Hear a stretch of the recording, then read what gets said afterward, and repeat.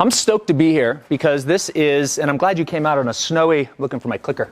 I'm glad you came out on a snowy day. But by far, this is, I believe, one of my top 3 personal development topics, and one of them that I've got the most amount of juice out of. What we're going to dive into is really around the core or the thought process around time management. But really, in my mind, it's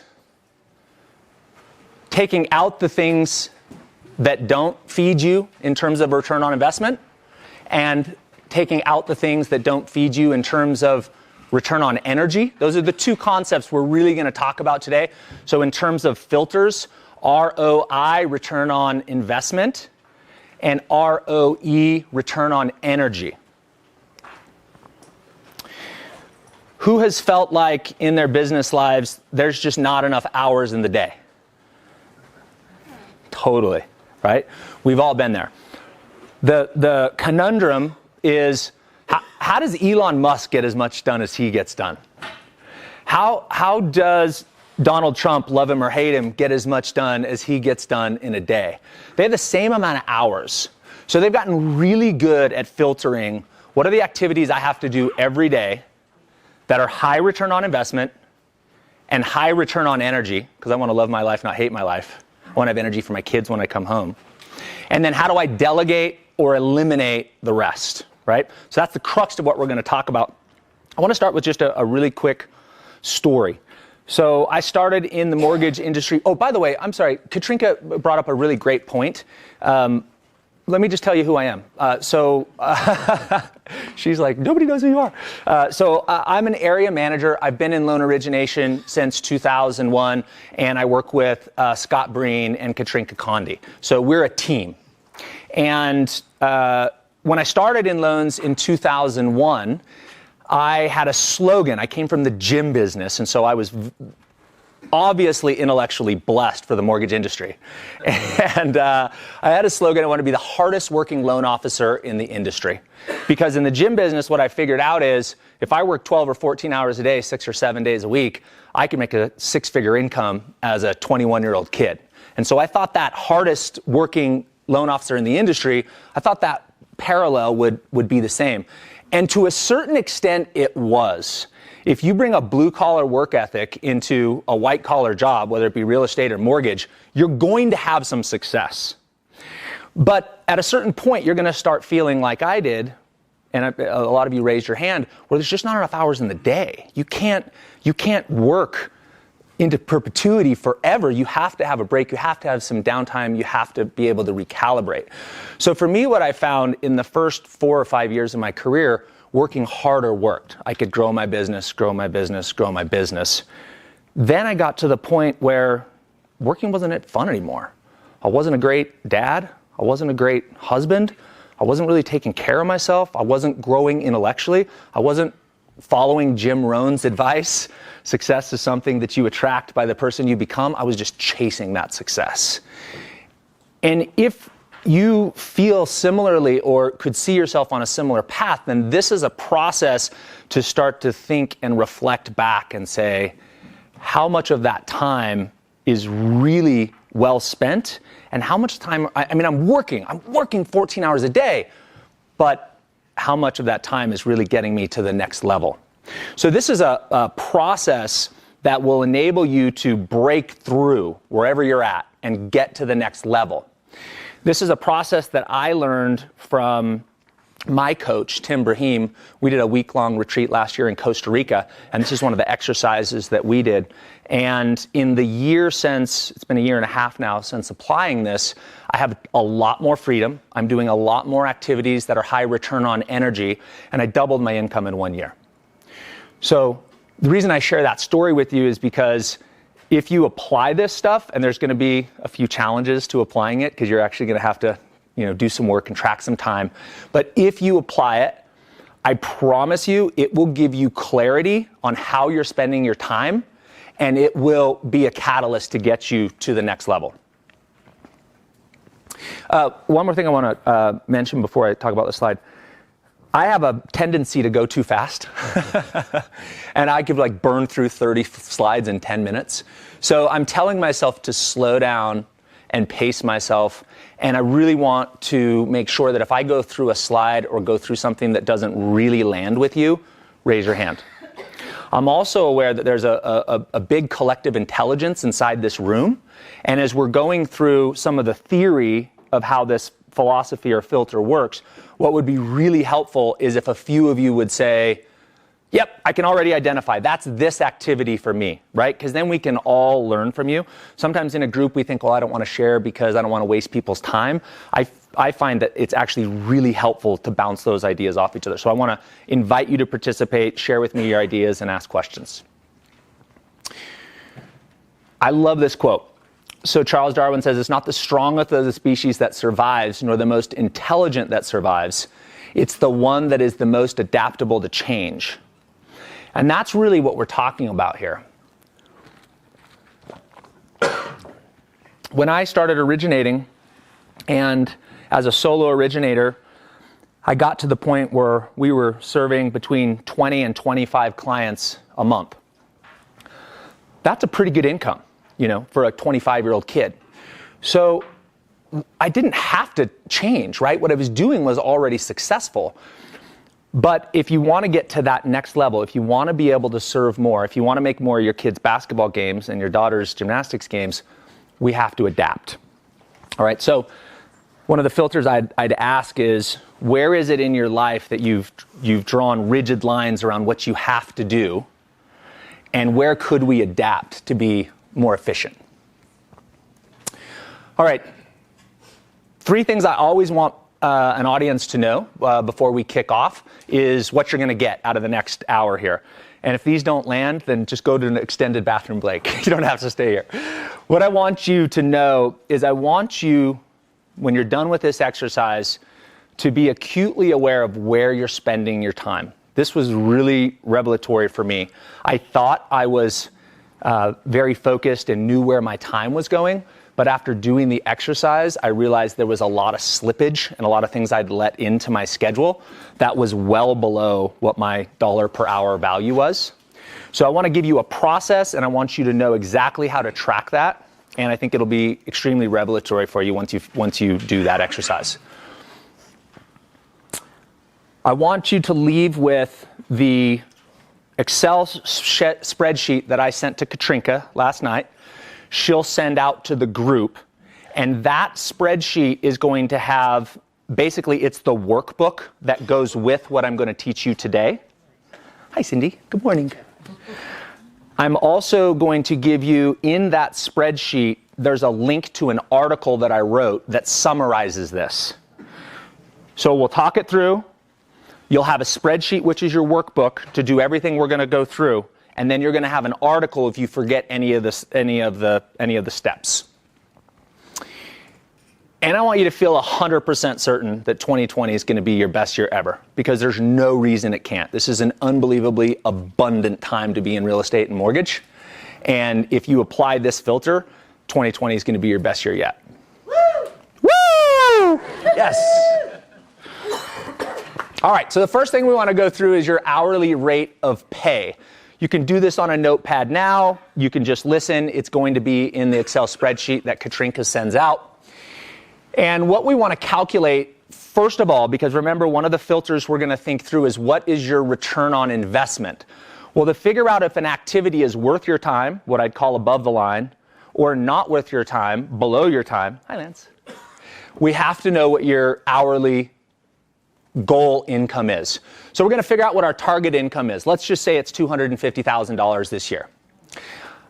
If you want to work 40 hours a week, for some of you, just times that by 7 or 8. You know, it's easy. If it's $1 million, you want to work 40 hours a week. You want to take 4 weeks out for vacation. The hourly rate that you're wanting to earn is $130 an hour. Has everybody done this exercise? I know this was in Will's workbook. Did anybody do that exercise? That's a really valuable exercise. It's kind of like the foundation for us to start thinking about, are we allowing the correct activities in our life. Because if my goal is to make 250, and by the way, this is the goal. That's not what you made last year, right? So if you made 250 last year and you want to make 350, so this is forward looking for 2020. So let me give you an example why this is so valuable. I got a brand new car last week, and my wife was looking at the car and she goes, "You have a bubble in your tire." I'm like, "What are you talking about? I just spent $1,500 on the best snow tires you can get." She's like, "Yeah, there's a bubble the size of a golf ball out there." I'm like, son of a... Call them up, Audi dealership in Layton, call the guy up. I'm like, "Dude, you just sold me $1,500 tires. I have 600 miles on this vehicle, and there's a golf-size bubble in the sidewall." He goes, "Okay, no problem. We'll get you a new tire." So he calls me back and he says, "We got your tire in. When can you bring your car up?" And I go, "It's an hour there. It's an hour to shift the tire. It's an hour to drive back. Keep the tire." It's just not worth my time, right? I can buy a new tire's $400. 300 hours of my time is more than the tire. I said, "It's just not worth it for me to come up there." He goes, "Okay, I can ship it down to the Audi dealership in Salt Lake for $20. Cool, right? I just got 3 hours of my life back, and I can have a teammate run it down to Audi, and it didn't take me any of my time. But if you don't know this filter, if you don't have that number, you can't contrast and filter and start making those decisions. And that's the way I'm going to encourage you to think. If you want to be able to double your income, you need more time spent on green activities that's going to make you your target income. Is that landing? Yes. Katrinka? This was great for me when I was trying to determine what tasks I would undertake in a day versus something that I would delegate to an assistant. Is this hourly rate? Like, are these things and tasks and items that I can maybe pass off to someone who can help me so that I can stay in the activities that are going to make the most money? So think about those things. And that even comes down to your personal life. I had to have this conversation with my husband about mowing the lawn. Like, how much is it going to cost you in time to mow the lawn versus maybe have somebody swing by that's already doing 5 of our neighbors on Saturdays to mow the lawn? You know, you recoup that hour and a half of your time to spend time with us and the kids. So I want to share one more, and then I'd like somebody else to share one, because this is so important. I think this hourly target should be on our computers. Like, we all have like laptops. It should be a Post-it note or something that's taped on the bottom, and you start looking at your computer and you're like, "Nope, that's not worth $130 an hour. I'm not doing it." Or maybe it is because it's fun. Fine. You know, that's return on energy. But if it's not super fun, driving to Layton and getting my tire changed, that is not a high return on energy for me. And it's not a high return on investment. Not going to do it. I'll buy a new tire or have it shipped for $20. I'll give you another one. So we did this exercise with a loan officer last year. This loan officer made a very nice income last year. And I had him track his time, and in his timesheet, I noticed that there was drive to drive cleaner, 30 minutes. Then the next time block, drive back from drive cleaner. I'm like, "Bro, am I getting this right? Are you spending an hour driving to dry clean?" He's like, no. It's like 40 minutes. I'm like, 40 minutes. I go, "Why?" He goes, "Well, we moved, and I never found a new dry cleaner." I'm like, holy crap. 40 minutes times 52, you lost a week and a half. Divide that by your income. You could be buying new clothes instead of dry cleaning them. But we don't think of it. We just get in this, like we get in the car, like, how did you get down the canyon today? You just did it. You don't know, right? It's just it's the programming in our mind, and we're running that algorithm. We talk on the phone a lot in the canyon. Yes. Except for that dead spot. Oh. Our lives are run by an algorithm because we don't have to rethink it through. I get up, I do this, I do this, I do this, I do this, I do this. The time tracking allows you to look at that algorithm and go, "Why do I go that way?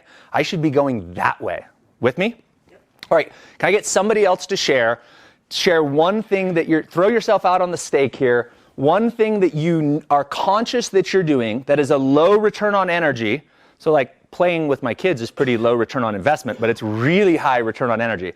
What is something that's low return on energy, low return on investment that you're aware you're doing that makes you less than your target income?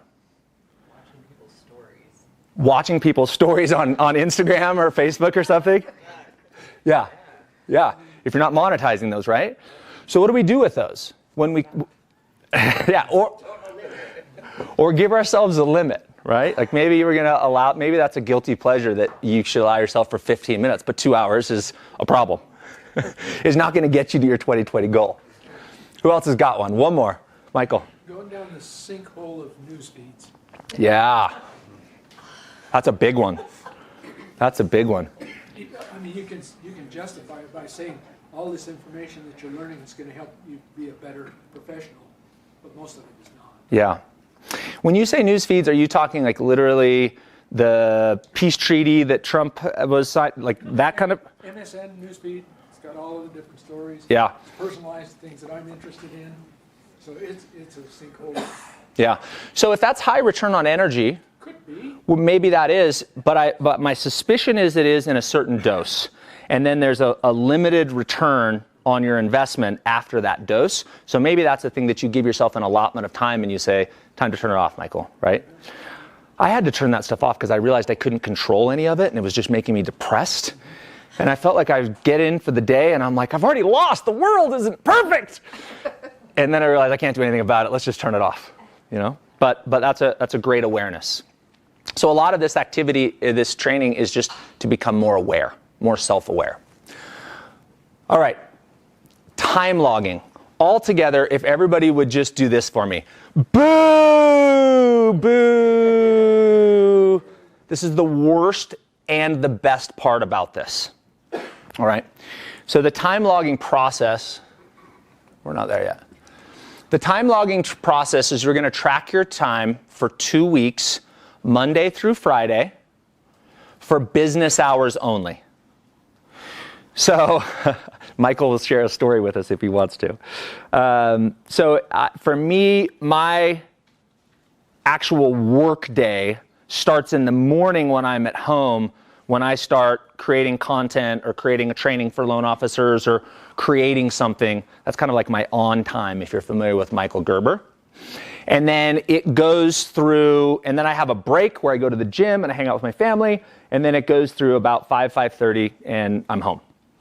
So don't need to track before you start doing something that is working either in or on your business. So I wouldn't count the news feed, but if you translated a story in the news feed to a real estate conversation or email you're going to send your clients, I'd start tracking as soon as that became work related. And you're going to track that Monday through Friday. This is so simple. We're going to give you an Excel spreadsheet, but let me tell you how I did it because I'm not really tech savvy. That's why I'm so grateful that Colin is here to make this all work. I just took out a yellow, super simple notepad like this guy, and I just designated this was going to be my time tracking device. And I put that in my bag. I didn't do anything else with this notepad. It was just my time tracking device. And along the left-hand margin, I just wrote when I started in the morning, and every 30 minutes, you're going to put 1 or 2 words. Email. Built financing proposal for client. That's not 2 words. Very true. Thank you. Keep me honest. It's not a paragraph. It's several words to memorialize how you spent the last 30 minutes of your life. Now, what I was using was I would set a reoccurring appointment in Outlook because I knew what time my workday would start, and every day my Outlook appointment would come up for 10 days in a row, and it would say, track your time today. Apple Watch says, track your time today, starting in 30 minutes. Get out my piece of paper, I'd get out my phone, and I would set the timer on my phone for 30-minute intervals, like you're cooking something, right? Every 30 minutes, the phone would go beep, beep, beep, beep, beep, beep, beep, beep, and I would just pull up my piece of paper, and I would say, meeting with Katrinka. Meeting with loan officers, client meeting, talking about the Super Bowl, right? And I would just start tracking my time, just your business hours. So if you're 8 hours a day, you just have 16 ledgers down here, and you're just going to say what you did. Should not take more than, each 30-minute interval, you should be able to fill out what you did in just one line full of space. Yes, sir? So initially, are we supposed to be focusing on improving our the amount of time that we're spending on our business, or initially are we looking to see where our failure is and to set it online where we need to improve? Excellent question. Thank you. You're just measuring at first. The first 2 weeks, all you're doing is measuring. Please don't try to superstar your schedule. Just become aware. And the hardest part of this is going to be step 1 and step 2. Number 1, you're going to forget. You're going to be driving in, somebody's going to call, you're going to hit the office, and it's going to be 1 o'clock before you start tracking. So set an Outlook reminder with a reoccurring appointment, Monday through Friday, 10 days in a row. Track your time. All bold, boom, pops up on your Apple Watch half hour before you normally hit the office to remind you. Then you start setting your timer. If you do those 2 things, you're on autopilot, because in 30 minutes your timer is going to go off, and you're going to restart it, and you're going to restart it, and you're going to restart it. You just have to nail those 2 things to get that habit going. By the time you get to the 3rd day, you're going to start noticing trends, and this process, this monotonous activity, you're going to start to go, oh my gosh, I can't believe I've allowed myself to do this. I can't believe that the algorithm in my brain is driving me down the freeway, and I didn't realize there was a new freeway, right? Like, that's what's going to happen. I kind of looked at it at the end of 2 weeks, and I said, I'm Keanu Reeves in The Matrix. I can see the code of what's actually happening in my life. I can't believe I'm this asleep. So it's monotonous at first, but it'll become very revelatory very quickly. Step 1, Outlook reminders. Step 2, set that very first timer on your phone, and then as the timer continues to go off, it'll carry you through the day. Has anybody done time tracking before? Anybody have a better system that I have? Anybody have anything to add about that? Michael had an app. Would you mind sharing that? Mine's Android. I assume that it's available. It's just called Working Hours, and it gives you color-coded charts and everything on the time that you set up for each particular activity that you want to track. For here, it might be marketing, it might be listing appointments, whatever it would be. So you can break it down any way you want. How do you remember to enter your time? Sometimes I don't, so I go back and backfill it. Okay. Because I know, between Google Maps, you know when you left your home, you know when you got back. So yeah, that can be a little bit of a challenge. Have you tried the timer of setting a timer for 30 minutes on your phone? No. Okay. I had a couple of days that I had to actually go 13 days because I had happened to me exactly what I described. I got on a juicy phone call, got into the office, the timer went off, I'm on a juicy phone call, what do I do? And then it was 1 o'clock. Don't go back and try and write down what you did that day, in my opinion. Just write that day off and go 12 or 13 days and actually get 10 days where you actually did every 30-minute segments. By the way, all in time for this is 30 seconds times 16 times a day. We're only talking about 10 minutes of work here. It just takes a little thought to get started. Cindy?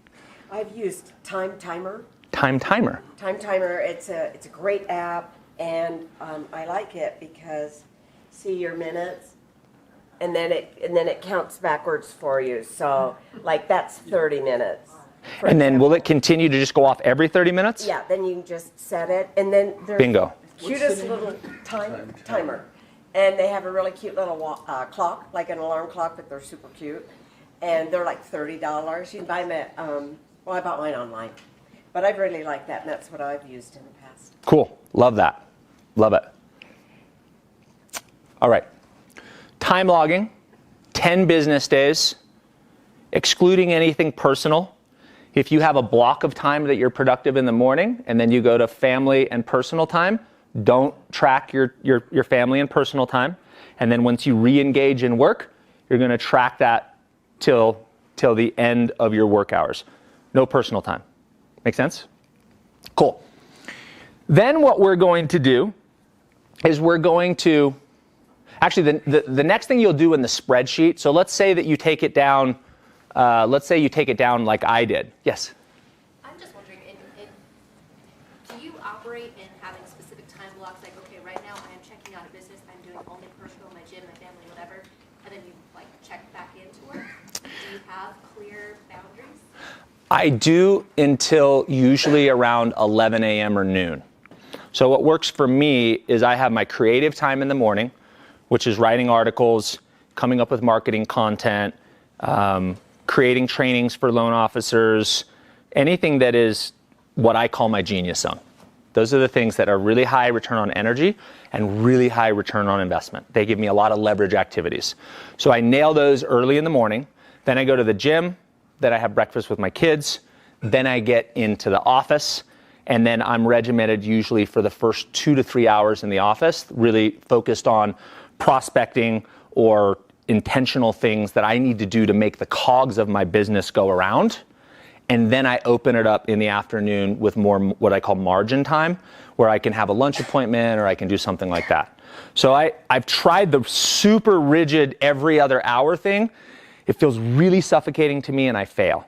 But if I can control my day till 11 or 12 o'clock, I find it doesn't feel constricting and I can really move the cogs of my business, because if somebody comes in and says, I got an emergency, cool. Can you meet me at 11? Yes. Perfect. That's the time I needed to call the next 10 clients I need to call. Make sense?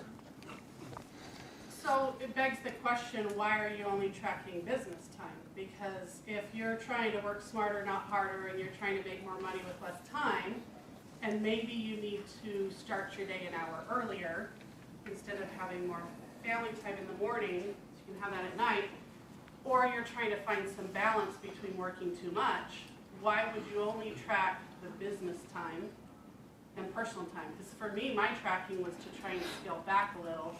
Don't work 12, 14 hours a day so I have more time with my family. And my time log clearly identified how much time I was really spending on work. So why wouldn't you track both? I can only answer that in the context of what I learned from the exercise. And what I learned from the exercise was there was a lot of stuff going on between 8 a.m. when I got to the office and 5:30 p.m. when I left the office that I could get out, and I needed to get out from underneath. And as I got that stuff off of me, it enabled me to have more freedom time for family and kids and get out of the office. So I don't know, other than that's the way the exercise was created, and it gave me enough clarity around where I was not working in what I call above the line, my above hourly wage, to make me productive. And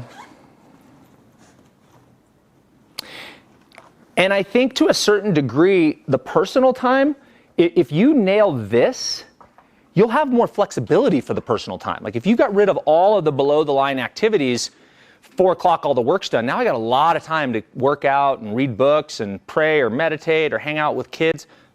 So that's the best answer I have for that. Yes? What time do you rise? So I have a weird schedule. My kids are 10 and 8, and they go to bed or they're in their rooms reading at 7:30. And I'm in my bed reading by 7:30. I'm asleep by 8. I wake up around 3:30. He's a unicorn, guys. I'm a little weird. I'm a little weird. Sometimes she's just reading. Yeah, not always. Does she get up that early? No, she wakes up around 4:30 or 5. She's still up early. Yeah. And then it's not hard to go to bed at 8 o'clock at night if you wake up at 3:30. It's super simple. No, it's still so dark outside. That's the, So at 3:30, it's really. Yeah. Don't let that distract you. All right. So let me just, I want to tie down this last piece on the time logging because I don't think I did a good job tying it down. Once you have your activities for your 10 days, then you're going to whatever mechanism, whether it's the app or whether it's a piece of paper, then you're going to transpose that into the Excel spreadsheet that Katrinka is going to send you.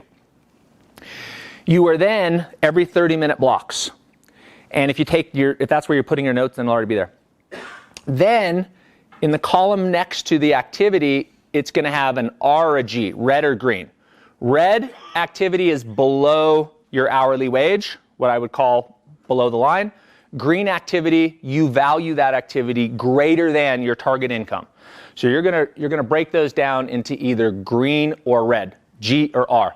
Then the Excel spreadsheet is already programmed to calculate for you, you're spending 75% of your time in green activities. It's going to give you that breakdown, how much of that time you're spending where. That's going to bring you some additional awareness. Oh crap, I'm only spending 30% of my time in green activities and 70% of my time in red activities. What's the chance I'm going to hit my target income? Maybe not that good, right? We got to get that number up. Okay, so that's all on the spreadsheet. Again, there's instructions on the spreadsheet and the articles there. Then we're further going to break down these activities now that you have a list of activities. The low return on investment activities will be put in either of these boxes, and I'll give you more information on these. And the high return on, so that's low return, let me back up. I'm switching gears. We went from return on investment, red or green. Now we're going to talk about return on energy. Okay? If it's a low return on energy activity, it'll be down here. If it's a high return on energy activity, it's going to be up here. Are you doing two grids, one for ROI and then one for energy as well, to kind of gauge that? It actually all fits into this grid. But there's two different filters we're going to run through. Return on energy, return on income, and then I'll show you where they're going to go in here.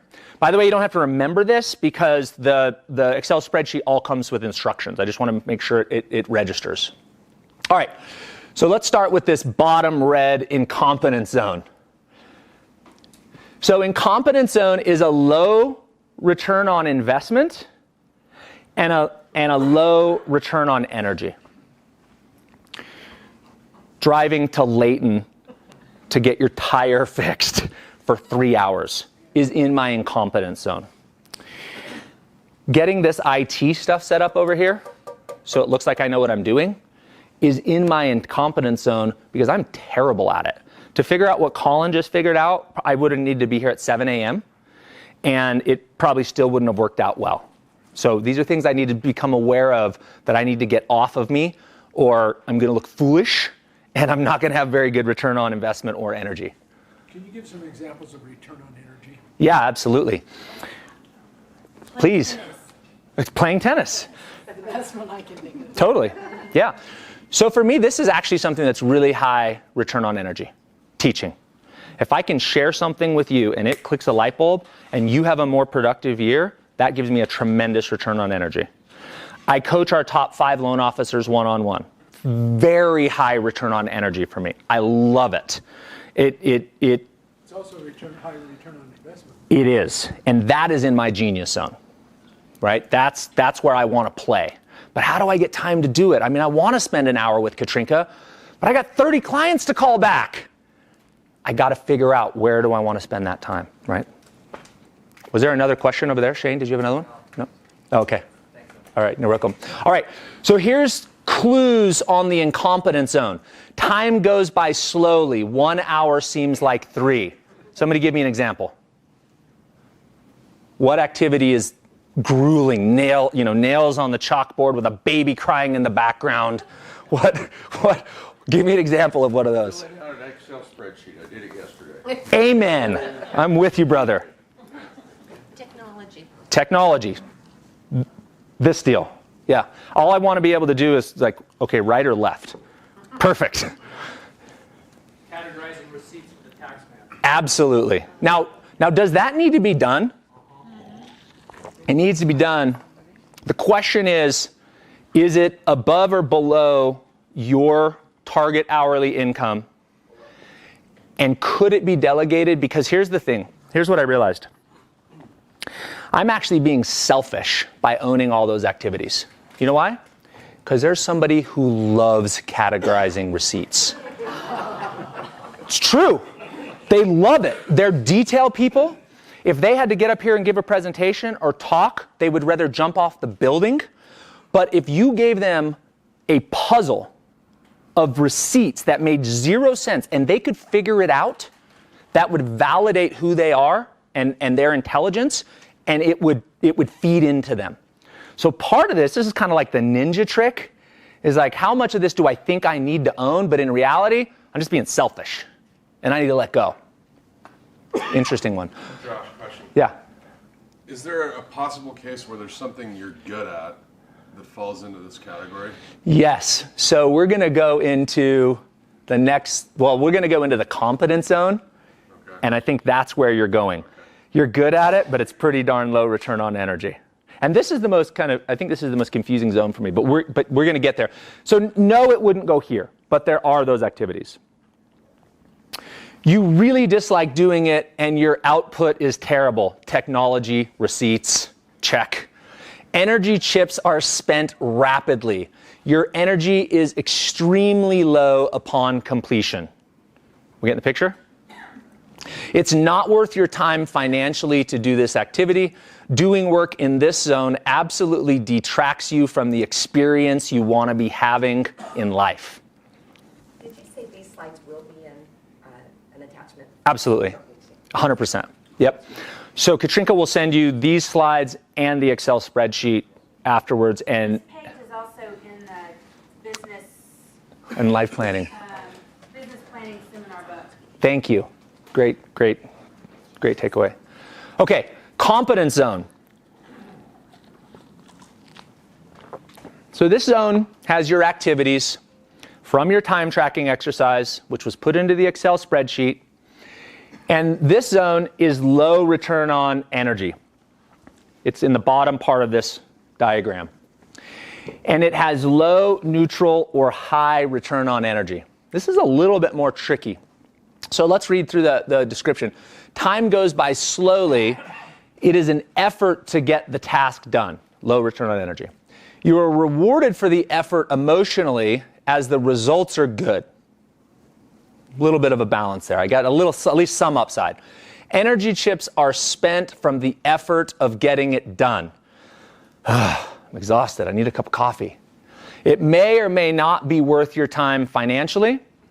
Doing work in this zone doesn't give you the experience you want to be having in life. Cold calls.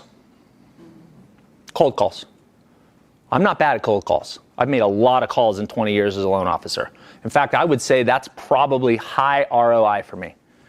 I could make pretty good money at that. Very low return on energy for me. Very low return on energy for me. Now, first 5 years of my mortgage career, I don't care. I'm doing that because that's my best shot. That's the best opportunity I have. 20 years in, okay, well, maybe I should give those cold calls to a loan officer who was where I was 15 years ago, and I should be focused on training the rest of my loan officers, and I should be focused on dealing with referrals from relationship partners. Is that starting to make sense? Let's get a couple more examples because I think this is one of the toughest zones. Low return on energy, you do not enjoy it, it does not make your heart sing, but it has a low, neutral, or high return on investment. Anything that you can think of that has a decent return on investment, you make money. I would say in our team meeting the other day, we just talked about this yesterday, I would be out cold calling or would like to speak with people where I'm not very good with social media, but it does have a good return on your investment as well. So that's something that would take me forever to do, and I'm not good at it. Yep. Yet it does need to be done. Yes, very good. Okay, great. So now we're starting to get to, now what do we do with this information, right? We're filtering, but what do we do? Most of the time, just stop. It's low return on investment and low return on energy. Just stop doing it. Like, just knock it off. I was doing a whole bunch of campaigns. Marketing. Low return on investment, low return on energy. Kill it. Done. I had a podcast. We'd been doing it for years. I felt married and obligated to keep the podcast going. I'm like, when's the last time I got a deal from this, and am I having fun anymore? Nope. Kill it. It's done, right? This section, low return on energy, but it needs to get done. This is more of a delegate it section. The things that land in here. And the number one objection I get from delegation is, well, yeah, Josh, but, you know, we don't all have big teams around us. Start delegating to your kids. Start delegating to your spouse. Start looking around. Katrinka's example of start delegating to a lawn person. You know, the Boy Scouts, the local church, there's a lot of things you'll start to think of that you can start delegating and getting rid of that still need to be done. This is a real good delegation area. And you may not be able to delegate it from day one, but if you have an awareness around this thing, and you can say, as soon as I get to this margin, you know, this income or this production level, I'm getting rid of this thing. Like, I know I got to get rid of this thing. It's low return on energy. Can somebody else give me one more in this section? Low, neutral, or high return on investment. Open houses. Open houses. Who said that? So tell me about your human experience with doing open houses. What does that feel like? Well, you know, if it's busy, it's great. It's a great experience. You're talking with people. It's a high return on energy. But how many times have you sat there for 4 hours, just, you know, like this, going, you know, shoot me now? Amen. But you can make money. You can make a lot of money. Yep. So the question and the filter is, if you can make a lot of money with it, but it's not return on energy, could it be delegated? Or could you delegate the marketing? Or could you delegate something else that allows you to have more time to market that open house so you have the experience you want to be having at that open house? Great example. Yeah, to add what he said in the open house, I mean, sometimes it's just more about, that happens, but no one comes, you kind of feel discouraged. But the seller, they're like, okay, he's putting the work in, you know, so you're kind of getting a return on investment on that side of that. Not always about, oh, I didn't bring the buyer, no one came, no one wanted to buy the house. But to the seller, they're like, okay, he's putting the signs out, no one came, but, you know, it's all about that side. The dude's doing the work, right? Yeah, my house is being marketed. So I guess the question I would have for you then is, we both agree there is a return on investment there, but in that experience, how does it affect you energetically? Is that an energetic experience, high return on energy, or low? And that will hopefully give you some clarity around, I either gotta move that activity to a higher quadrant by doing more marketing to get more people there so I have more activity, or I should think about bringing in a partner. Or just send the partner to all the ones you don't market, and you just go to the ones you do market.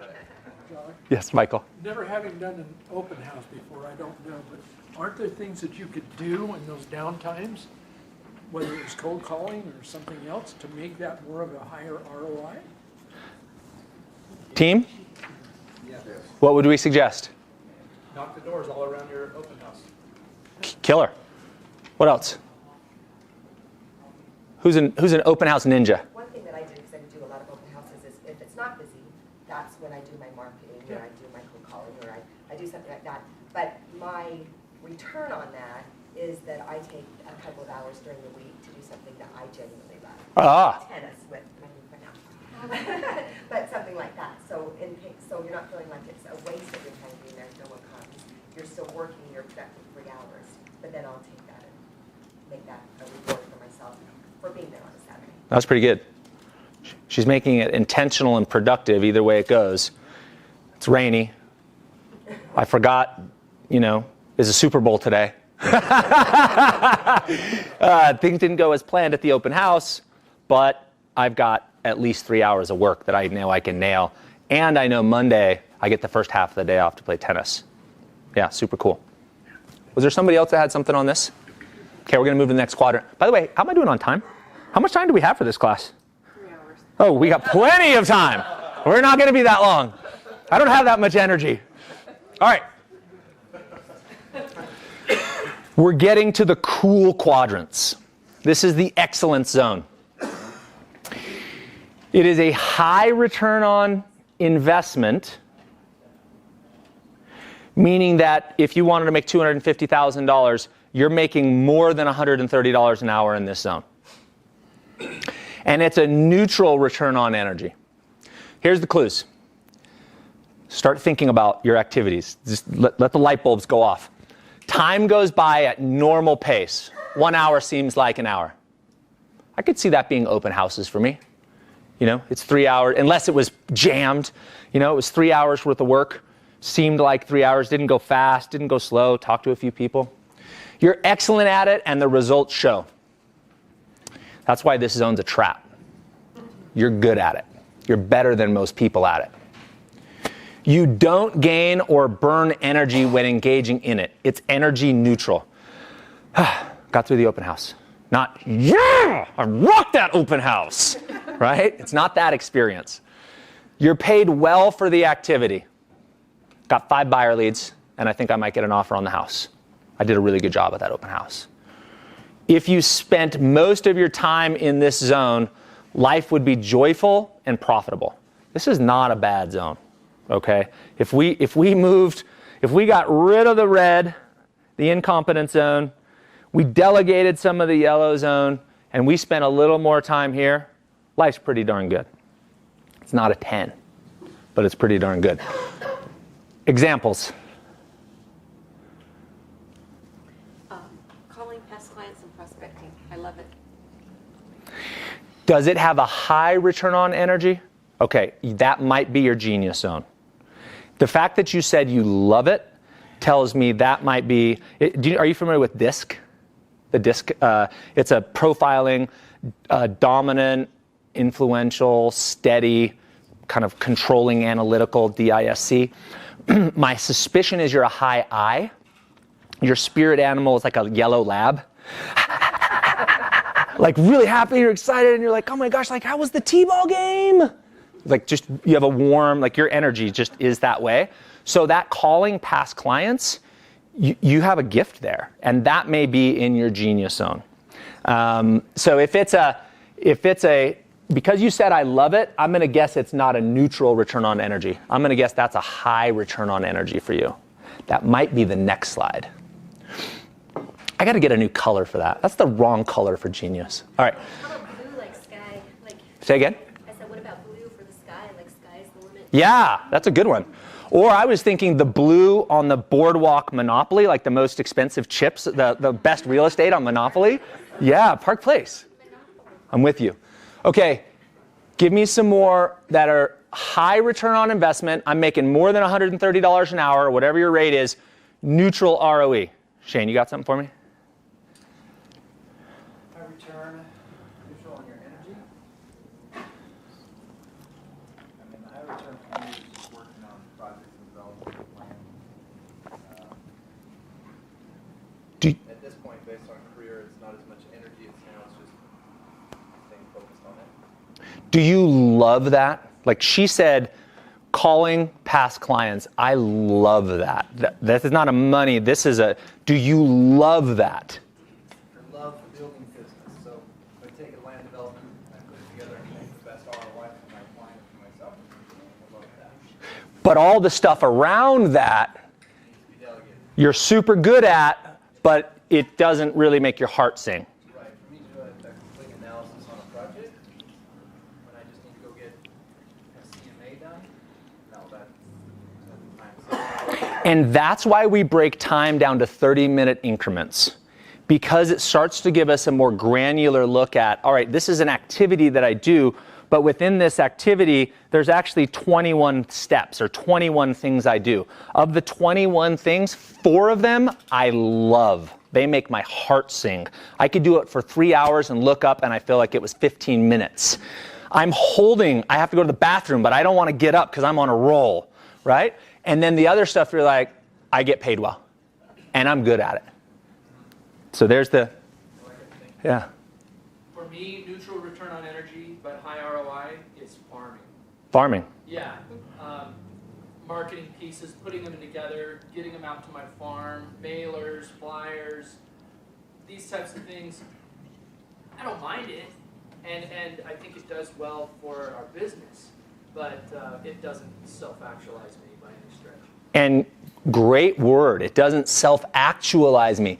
So what I'm hearing you say again? I don't know if that's a verb. No. So what I'm hearing you say with that is, I don't feel like when I'm doing that activity, I am stepping into all that I can be as a human being. Cool. That's a great filter. Really good filter. Anybody else want to share on this one? Okay, now we get to the fun zone. The genius zone, which definitely should be blue. We're going to work on that. Time goes by fast. 3 hours seems like 1 hour. You are gifted when engaging in this activity, and few others are as good at it as you are. It's your unique competitive advantage for sure. And that's why I thought when you said, I love calling past clients, my suspicion is if those past clients got called by 10 people, you're the one they would talk to. The rest of them, they wouldn't return their call or they'd send them to voicemail. That's just my suspicion. You gain energy and feel more alive after doing it than before you started. You are paid very highly as you are one of the best. You are in joy when doing it. You are feeling self-actualized when doing it. Okay, so who could give me a few examples of these activities? Michael, you're laughing, and then Shane. Because everybody in this room hates the things that I love. I love organization. I love spreadsheets. I love everything about it. But I also love to talk to people. So I'm kind of an anomaly that way. I just laugh when I hear everybody say how much they hate this. I love tracking the hours. I love doing all that stuff. I'm really glad you said that. Yeah. I'm really glad you said that because some of us have a hard time delegating, including me. And one of the things that really helped me was when my coach, said, look, stop being so selfish. Stop holding that. Somebody loves to do that spreadsheet. And you're going through life miserable because you can't let it go. You're the only one smart enough. Please, let it go, right? So to the point we had earlier, that makes you want to jump off a building. That makes your heart sing. And that's the clarity we want to gain around our time and our activities. Couple more, because this is my favorite zone. So, sorry, can I go to Shane first? I'm sorry. Finding opportunities or potential in either people or business. So as I have team members and I see their potential, then I'd love to be able to coach. Because then I can maximize and help their lives, and then it gives me that high return on energy and excitement, and then also high return on investment. So that's it. Couldn't agree with you more. So for me, in this zone was coaching, teaching, lunch and learns, because if some of the teammates and loan officers have been with me now for 8 years, and I've seen them go from minimum wage to mid-level 6-figure incomes, and they have a family, and they're able to provide, and they're investing in their 401ks, and they have college funds funded, and they have huge dreams and aspirations. And I got to play just a little role in that. That makes my heart sing. And by the way, they're making a ton of money for our business. Tremendous amounts of leverage. That's a fantastic illustration. The creative process. The creative process. Tell us about that. I love getting a new client, either a buyer or a seller, and figuring out what the objectives are, and brainstorming and collaborating and coming up with a plan. And then all of the parts that go with that, with photographers and stagers and writers and our marketing team, and just putting that whole plan together and then seeing it on the screen.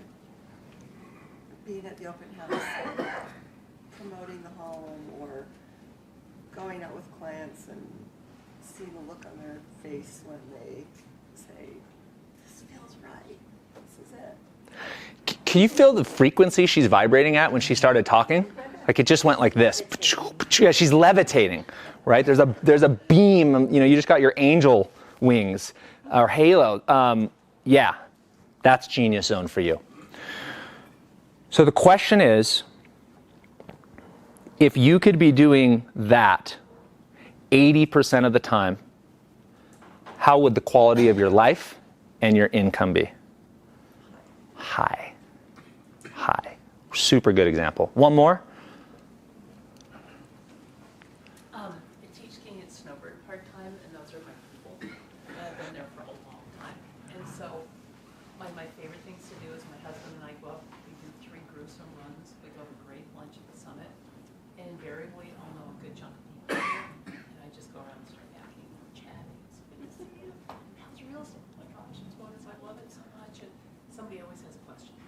And so I'd love to follow up, like Debbie said, hear what they want, start to follow up, and it just starts to flow. And I love it. That's definitely my personal genius zone, but I can only maintain it for a few hours because I'm like, and then I kind of have to step back and go home and do, like what he was saying, some of the more menial stuff that supports it, and then it feels good. Yeah. Yeah. And then I like to play at night bananagrams for myself or with the family, and I just, because I have a lot of OCD in my brain, and it just organizes things, and then things will come to me while I'm doing that, like call this person, email them, like, so I'll do that at the same time. So it might seem like a waste of time to other people, but for me, it centers and focuses my brain so that I can do some of the other things that are important. That's like my journaling. I totally understand that. Yep. While I'm doing that. Yep. So I might be sitting at 2 in the afternoon doing bananagrams, and someone might think, wow. But I know how my brain works, and I figure out how that makes sense.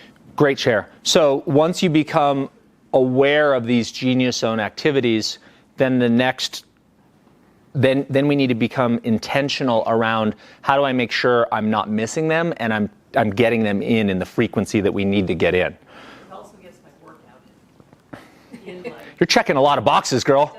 Those 3 hours up there. Yeah, that's awesome. Physical hard work, and it's good. I love it. Great share. Thank you. All right. So let me walk through this process. I think we've talked through it, but let's kind of go through it from the beginning. So first thing we're going to do is we're going to go through each of your time logged activities and highlight anything in red that is not worth $130 an hour. This is in reference to the Excel spreadsheet. So we took the notes in Michael's app, or we took the notes of the time logging on a piece of paper, like Josh did. We then put that into the Excel spreadsheet that Katrinka is going to send you. You've already figured out your target hourly rate, and you're going to just simply, there's a column to the right that's going to be R for red if it's below 130 an hour, or G for green if it's above 130. You actually don't need to highlight it because we already programmed the Excel spreadsheet for you. You just mark it a red or a green activity. It'll color code for you. Now you essentially have 2 lists: high return on investment, green; low return on investment, red. Place the red activities in one of 2 boxes: the incompetence or competence zone. Again, when you go back to those boxes, it'll tell you where to put those, but you're going to place them in the incompetence or competence zone. Finally, review the green activities and run them through this question. So the green activities, more than $130 an hour. When I engage in this activity, is my energy low, neutral, or high? This will determine which of the 3 boxes, competence, excellence, or genius, you will place it in. When you read this in Word, it's a little bit confusing. When you have your boxes in front of you and you have your time, it's super simple to place these. It'll just come right off the page for you. So it's going to look something like this. Here's your Monday, looking through emails, morning phone calls with Colleen, phone call with Sarah. All you do is you put the R or the G, okay? And then you'll have 2 weeks of that. That's what that spreadsheet's going to look like when you're done. At the bottom of that, it's going to total for you your green hours and your red hours. So it's going to do that each day for you. So you'll be able to see that each day, which days are productive days and not productive days. And once you've gone through those steps, you're going to have something like this.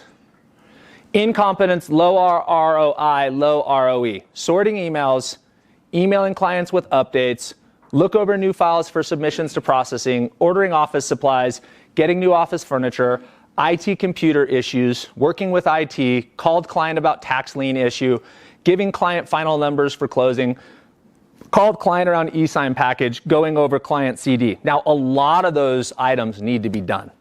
And you'll find the same thing. Some of these things need to be done. But they should probably be delegated or automated.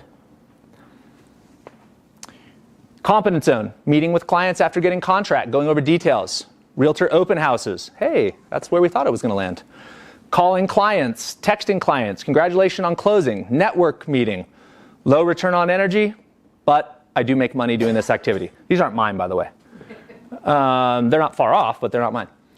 Excellence zone, high return on investment, neutral return on energy. Team meeting, first time client meeting, processing closing coordinator team meeting, looking over difficult loans and getting them approved, credit review for client rescore.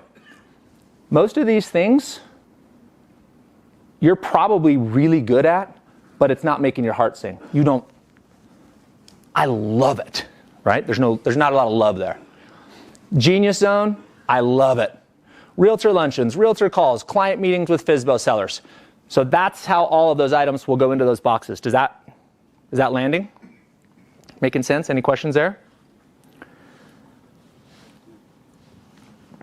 So once you get here, once I got here to this place, it was really like the Keanu Reeves moment where I could see through the matrix and I could go, holy cow. And it's really interesting. My list was really long here and really long here and really short there. And then you just start building your business plan. How do I get rid of those? How do I automate those? How do I delegate those? These are about a decent ROI, so these are probably more delegation. These I might keep doing. I might delegate one or two, but how much time did I just free up from these bottom two low return on energy zones that I can now get super intentional about putting these things in my schedule? Making sense? Questions on that before I move on? No? Okay. What do you think? Give me some feedback on that, on those filters and this idea.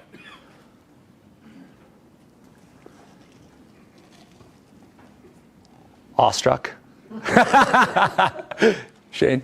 I've been coaching for about probably the last 4 years, and so it's interesting to see this model versus some of the other trackers that we've had. And so I like it because normally you're built by a coach to say what's your schedule, and you really, every 15 minutes, let's track, but it's not with your energy or ROI. So it helps you really kind of break it down to even further. So the guy with analytics and tracking over here, he's going to love it, right? But I think for us, it's almost you're more exposed than ever. So it's pretty exciting to see when you're trying to be involved in that self-improvement. Yeah, thanks, good share. Yeah, appreciate it. For me, what I realized, there was only about 3 things in that high return on energy, and I was only doing 10% of my time in that genius zone. Think about how intergalactically stupid that is. I've been in the business for 20 years, busting my butt, and I'm only spending 10% of my time in the things that give me a high return on energy. That's just stupid. Like, what am I doing, right? And as I started to put more time and more intentionality into that zone, my income, and my goal wasn't even really for the income, it was for the energy, because I was just tired. And I was tired. I've been running for a long time, really fast. It never ends. So I just wanted to get some more energy back. But guess what happened to my income? Boom, through the roof. Because to Will's initial point, Will said, it's not about chasing success, it's about who you become. So I was feeling a lot more settled and had a lot more energy, and then all of a sudden I'm like, oh my gosh, look at all these opportunities, right? Yep. Cool. Yes, please. Well, I think, for me, what this does is, I think we beat ourselves up so much about things that we're not good at that need to be done, like categorizing your expenses. And so this makes me feel like I'm okay. Like, it's okay to recognize the things I'm good at and focus on those. And now there are things that still need to be done, but I'm not good at it, so it's okay to pass that to someone else. And so it just focuses, and this job, clarity. This job is so different than most other jobs as a realtor, and there is so much to be done. There's just a big picture, and very few people, I think, could do every single part of it really well. Is that Michael? So I'm kind of wondering if Michael's available. Yeah, I know. I was going to say the same thing. So I think it's good to do this to, I don't know, just to kind of figure out like what you are really good at, so you don't beat yourself up about things that you're not good at, and it's okay. I think you just hit on a gold mine. One of the things that I became aware of through this exercise in that week-long retreat is that if I'm not filling up my cup with energy and love and treating me the way, like would I treat my son or my spouse the same way that no way. Like I wasn't treating myself nearly as good as I'd want my kids to be treated or my spouse to be treated. So this gives you the ability to say, I'm worth it. If my cup is full and I have a ton of energy, then guess what I can do for everybody around me?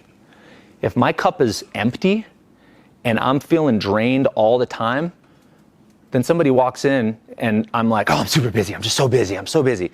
I'm not helping you. You know what I mean? I'm not here. I'm not sharing any of this stuff with you. So we have to give ourselves permission to love on ourselves a little bit. I'll give you one last illustration on this point.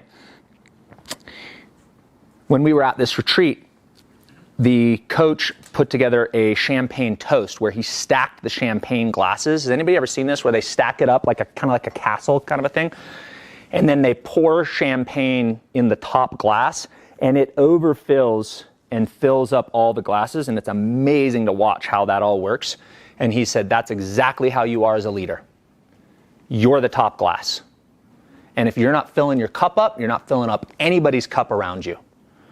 So if you're going to allow yourself to get stuck down here, you're not filling up your cup. And that's selfish. And that, for me, I was like, got it. I'm being selfish because I want to hold on to those things. Now I can give myself permission to let them go and to delegate. I think one of the things that I'm going to find once I do this is maybe not quite so much that, is I'm going to have blank spots like I wasn't doing business and I didn't fill anything in when that alarm went off. What was I doing? I think that's what I'm going to find more than anything here. And then once I figure that, where my genius zone is, it's like, okay, I need to start filling in these blank spots with this stuff. Yes, and to your point about the time blocking, then that's when you start getting more intentional around, okay, now that I've identified what my genius zone is, where can I plug those into my schedule where I have the least amount of chance of getting disrupted? Like my chance of getting disrupted at 4 o'clock in the morning is very, very slim. We're talking meteors and I don't know what else, right? There's nothing to distract you. So the key is, yes, become aware of what your genius zone. 2, get them in your schedule where you have a low chance. So, for me, I don't know what it is about the hour between 4 and 5 o'clock, but all of a sudden I'm like, sweet, I'm crushing it. And then 100 emails and 10 voicemails, and like everybody woke up and wanted to check in on something, right? So if I'm aware that that's a really busy time and I put my genius zone activities there, I'm going to fail. So become aware of your genius zone. Find the time spots where you have the least amount of opportunity to be disrupted, and then get buy-in and agreement. So I need to talk to my wife and say, hey, do you need me from 4:30 to 5:30 in the morning? Cool. I'll be in that office making miracles happen. But this is, and I get her buy-in, and she's like, oh, that's so cool. Yeah, baby, you go. I'll bring you coffee. It'll be cool, right? But if I didn't have that conversation, she may come in and she's like, Xander got in trouble again. Another email from the teacher. Do you want to read it? I'm like, hell no. I'm in my genius zone, girl. Clearly that's not high return on energy. So buy-in's a really key thing. And if you have teams, let them know and say, hey, this is my genius zone time. This is how we make it rain. Will you block for me? So in our world, in the morning from 8:30 to 10:30, we're calling clients. We're prospecting. We're calling past clients. We're calling realtors we need to talk to. And we're calling all the leads that we have because we need to make sure we're touching all those people. And all of our phones are call forwarded from 8:30 to 10:30 to our secretary. Hi, Fairway Independent Mortgage. How may I help you? Hi, is Josh in? He is. He's currently in a client consultation. He has 2 assistants available. Could either one of them help you? Yeah, absolutely. Bam, diverted. Josh is in his genius zone, right? The whole team's in their genius zone, right? So set up systems, routines, and systems to protect you from those genius zones once you figure them out. Katrinka. I think the hardest part about starting this and the time tracking and the discipline, I mean, discipline equals freedom, but discipline's hard. It's really hard at first, and it's really hard to get rid of some of the things that you like to do but probably shouldn't be doing, and to delegate, and the time wasters, and maybe too much time on social media. But when you actually tackle the discipline and you start seeing your happiness and joy factor go up and the money go up, what you're making, the discipline becomes a little bit more motivating to stick to. So Josh is probably one of the most disciplined people I know. That's why I call him a unicorn, and I can never keep his schedule. But he's very time integrity. If he says he's going to be there at one time or he's going to do a certain activity at a certain time, he's very, very disciplined because it fills his cup. And the more we can get into that discipline, the happier ultimately we become. That's the hardest part. That's a great takeaway. One second, Scott. I wrote down an equation this morning when I was having breakfast, and I said green activity, and what I actually meant was genius zone, more focus on genius zone. Green activity plus time integrity. I look at time similar to I do to my relationship with my wife or my son. If I say I'm going to be there to watch your basketball game, I'm going to be there. Like, trust me, I'm going to be there. And I have the same feel with time integrity, that we should have that kind of lock-in. Integrity, the root word of integrity, it has to do with a whole, being a whole number, an integer, and so being a whole person. So think about this, when you set yourself a schedule to do something and you don't do it, you're actually not being a whole person. You're not in integrity with yourself, and that builds. So for me, I look a lot at time integrity, and I say that's what I'm going to do from 8:15 to 10:15. And when an outside interruption comes in, I have to make a decision. Is that more important than me being a whole person and being integrity with myself? Right? So draw a line on the sand. The other way I look at it is, who's ever gotten on an airplane, been offline, and when you got to where you were landing, the world ended? Doesn't happen, right? Same thing with time blocking, right? If you block 2 hours to be in your genius zone or 2 hours to prospect, and you get to the end of the 2 hours, the rest of the world will unfold and it'll all be fine. You can just say, I am shut. I'm on an airplane and cannot get your text message right now until 10:15 when I'm done with this activity, right?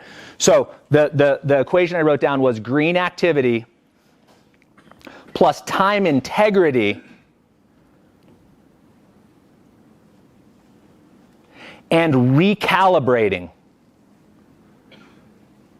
Is this activity still here?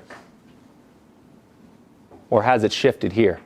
That's a recalibration. For some of us, calibrating.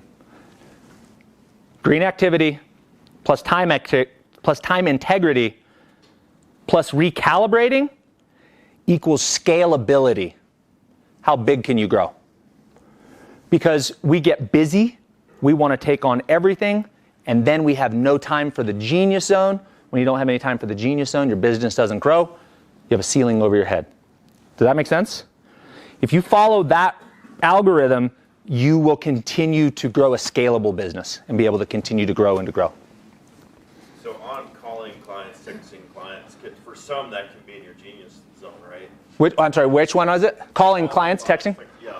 For sure. Right, because to me that's not a neutral or low ROE if I do it. If I don't do it, then it goes into yellow or red, correct? Say that one more time. I want to make sure I'm tracking you. So, I don't know, I look at that and I see calling, texting clients as at least excellent. I guess this is just a sliding scale. I think that's what you just said, right? Something can go from genius to competence and... Yeah, I think I know where you're going with this. First of all, none of this is dogma. None of this is fitting for you. These are just simply examples. So my suspicion is, I'm sorry, what was your name? Jan. Jan. My suspicion is for Jan, calling, texting clients on congratulation of closing or just to say what's up is probably over here.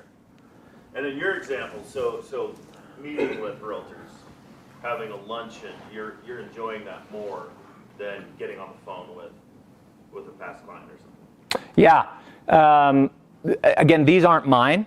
These did not come off of my spreadsheet. These are actually the slide came from the way my coach taught this class. So, but these activities would be, my realtors are my close 10 friends. They're all my bros. I love them. I want them to succeed. So we're going to go to lunch and we're going to talk about our next trail run. And then we're going to talk about some clients that we're going to serve. Or for you, coaching. Coaching. Yeah. So my three Genius Zone activities would be creating content. So we drive a lot of online leads. We drive about 10,000 online leads in 2019 into our loan officers. That happens by me writing articles, filming videos, answering questions, and creating content that goes out online. I love it. I don't like it. I love it. If my kids didn't wake up and I didn't have to go to the gym, I could do that from 4 o'clock in the morning until 9 a.m. and it would feel like 2 hours. I love it. Another one on there would be coaching LOs. I love it. If I can figure out 1 degree to help them optimize, that's a really high return on investment and a really high return on energy for me. And then the other thing that's in my Genius Zone is learning. I will sit down and digest an online course for 3 or 4 hours, and I have to make myself stop and move out of there. So those are my really high Genius Zones. Lance. Josh, just a thought. It's interesting. We get a lot of agents who will come to us and say, how can I make it in this industry? Or how can I make more money? Or how do I get to the next level? And there's no recipe, right? There's nothing that we dig through our file and go, here's the sheet. If you post social media 30 minutes a day, or if you wake up at 3 a.m., or if you cold call, or you hold open houses, there's no recipe for that. But this allows that individualized recipe when we're honest with ourselves of the things that we like to do. Because you can make a great living in this industry without posting to social media. Totally. And without holding open houses. Yep. So what I like about it is that it really is a recipe for success when, again, we're honest with ourselves. We really look at the things that have the good, strong, high return on energy, which allow for return on investment and allows us to be our best self. And when we're our best self, our clients see that, we're more productive, and we actually learn to make it in this industry, or we get to that next level, which is really our ultimate goal. Totally true. And to further the thought that somebody else brought up before, is that these things can change. So this is a great exercise to do annually, because maybe knocking doors in your neighborhood was a Genius Zone activity. You were making a ton of money at it. You knew half the people in your neighborhood because they were all in your ward, and it was really kind of cool. It was a high return on energy deal. And then 2 years later, your business, you now have 4 real estate partners, and you're running a business. You're not just a realtor anymore. You're running a business. And now all of a sudden, that's a drag, because you should be giving time to your partners, or you should be doing some other things. So to further your point, it allows you to continue to ascend and scale and recalibrate. Is this still in my Genius Zone? Is this still making my heart sing? And is this still making me the most amount of money? Nope. Time to delegate. Yeah, super cool. Scott, you had one thing. Yeah, along with Katrina and what you said about spousal buy-in, I think it's really important for me to have an accountability partner. Thank you. So that's just really key to make sure. I know that I'm accountable to you, but I also have a couple other people in the office that I'm accountable to them. And it makes me realize that there are some things in that confidence zone that I need to pay attention to and get better at, so I can move them over to the Genius Zone. That's a really good segue into where we're going next. I really appreciate you bringing that up. That's perfect, spot on. The one thing that I took from this was when I was looking at the activities I did, I was more focused on when I finished an activity, how I felt about things. And I could get off the call and say, nailed it. Love that client. So good. That was so fun, and I was providing value, and the energy for the buyer and for my 45 minutes goes by and you're like, that was fun. Yeah. You know? At a certain point, we need to go, all right, I've established myself. I have a business. Now, check in with myself. How is this feeding me energetically? I think that's just as important as how is this feeding me economically. Great point. Okay. So the article in the Excel spreadsheet that Katrinka is going to send you is in the very top section. There's a long URL. You can also just go to Medium. Does anybody read Medium? Anybody familiar with what that is? It's where novices get published. It's where I write. And one of the places I write. So you can go to medium.com and search for optimizing your inner genius, or just search for Josh Mettle. And it is a whole article about my journey with this exercise, pictures, steps, the whole deal. It's all there. So on to Scott's point, and I think we can close out with this. What I think would be a great idea is for us to break into groups of 3, or if you have a team of 4, whatever, who you're here with.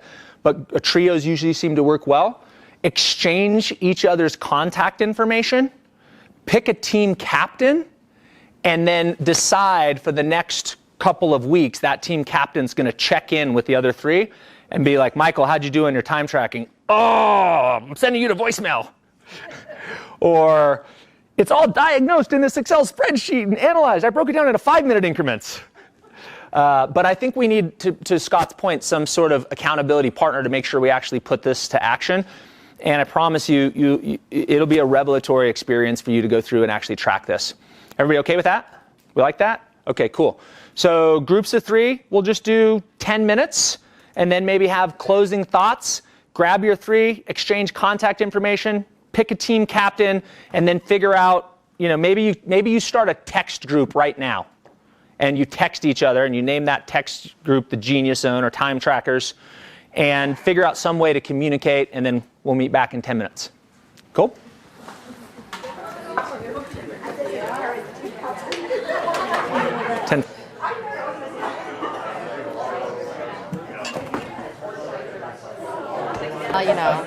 We'll see. Okay. All right. Time out. I have a feeling like this could go on all day. All right, I'm gonna bring us to a close. I have to put this slide up for my compliance reasons, so Colin can get a picture of it. And let's close, if we could, with just from the groups, 1 or 2 takeaways from what you learned today, what you shared with your groups. There was a lot of dialogue going on, and I'm assuming some of you might have learned some things that you could share. Who would like to close this out with just a couple of shares from what you learned in your groups? Or if you have some rad way you're all going to stay connected. Michael, you might be creating a new app right now that's based in Excel. But any shares on how you're going to keep accountable? I actually had another question. Is when we contact each other at the end of each day, hey, did you focus? Did you get your stuff done today? Is that our main goal at this point? And then once we get past our 10 days, should we stay in touch and should we help each other? Have you refocused? Have you done your work? Is that something that this would work for? So when I went to that week-long retreat in Costa Rica, we got in groups of 3s. They called them trios, and we helped each other track throughout the entire year. So that's up to you. I think that's an excellent idea, and maybe the frequency doesn't need to be daily. Maybe it's every 2 weeks. Maybe it's a lunch once a month. But drift is a real thing, right? That affects the human condition. We're headed for New York, and we end up in Tampa, and we're just off by a couple of degrees. So to any degree that you can come together and team captains, you really have an opportunity here to step into 2 other, 3 or 4 other people's lives and help them course correct, because people are going to drift. So to the extent that you can do that and you have a good system for it, great. What's your system? What was your thinking on a system? Well, we were thinking, we set up a group text, and we were thinking that we would do it on a group text, and that way all 4 of us keep keep all 4 of us accountable. It's not just one person, you know. It's either you didn't do it and you're embarrassed to let all the other 3 people know, or you stepped up and did it. I love it. Group text daily? Well, Weekly? the first 10 days, and that's what Daily, I'm asking. yeah. The first 10 days daily to make sure that we stay on track for that first 10 days, and then, you know, maybe we can do it weekly, monthly, whatever after.